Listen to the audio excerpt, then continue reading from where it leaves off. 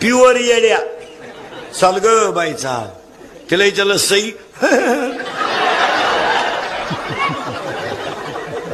राष्ट्रगीत पाठ नाही, झेंड्याजवळ उभी राहती.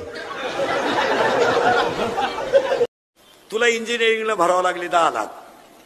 किती काढा बरं का हिशोब, शिकलेली पोरं. किती भरावं लागले तुम्हाला? 10 लाख. इंजिनियर पूर्ण व्हायला खर्च आला 10 लाख. पर वही पेन सगट.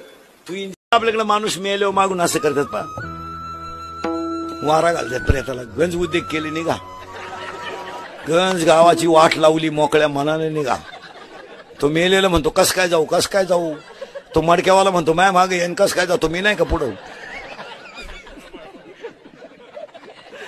तो म्हणतो तू दिसला पाहिजे ना, म्हणला मडक्यात धुरका आला केलाय, धुराधुराने ये, पण इकडे तिकडे जाऊ नको. मग तो म्हणला भूक लागली, मग भात बांधून आणला, भूक लागली मग म्हणजे काय.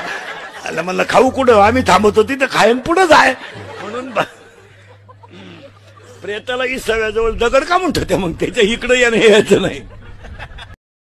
पण उद्या तुमचं ऑक्सिडेंट झाला, हॉस्पिटलमध्ये ऍडमिट केलं, तर भेटायला येणारे केळं सफरचंद घेऊन येतील, पण 500 रुपयाची नोट घेऊन भावाकडे पाहणारा फक्त भाऊच आहे. अरे 500 रुपयाची नोट घेऊन उभा राहतो. या जगात उपकार कोणी करीत नाही. काय माणसं म्हणतात तोला झटतो, फुकाट कोणी झटत नाही. नाही नाही नाही नाही, पैसा मिळाला तर लाल तरी घेरून घ्यायची, म्हणून तरी झटतो.